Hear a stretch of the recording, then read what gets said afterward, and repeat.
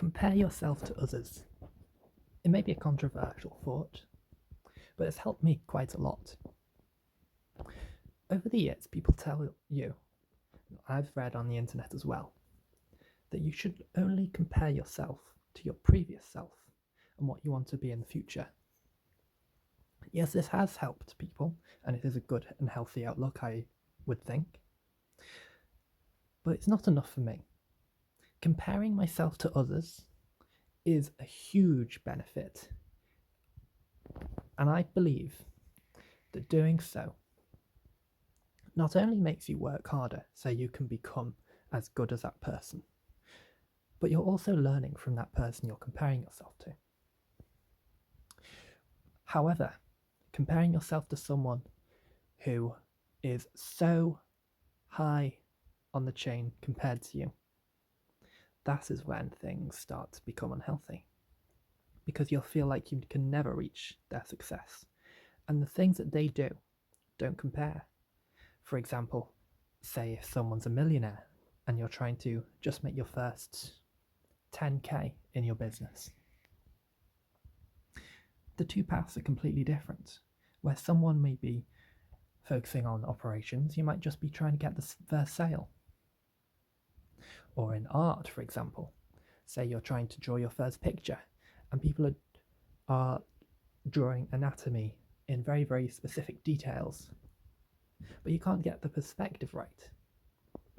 I believe we should compare ourselves to people who are above us, but not so much that it's uncomparable. And that's something that I've done quite a while now, and it's helped me a lot. So think of the people you compare yourself to and what levels they're at. Try and pick people who are at your level or above you, but not so high that they're uncomparable. I believe we should learn from the masters, but we should focus our attention to the people who can provide us the most value for our specific level. And that's what I've got to say for this podcast.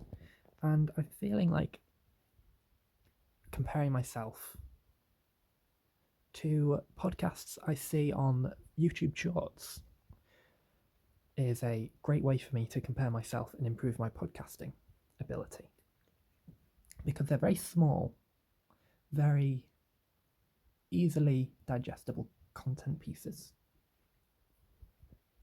but there's not so much detail in there that I've got so much to compare. I can just pick one small thing. For example, communication skills. There's people who speak very, very, very well on podcasts. There's people who teach communication. And then there's other people who don't focus on podcasting, but focus more on entertaining, say, a longer form video. There's different people you can pick, and what level you're at may help you or may overwhelm you.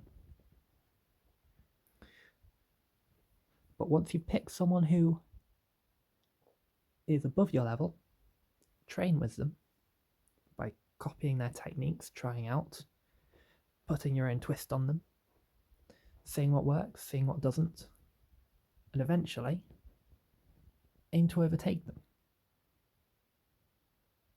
And once you have, look for the next person. Thank you for listening to this podcast, and have a great day.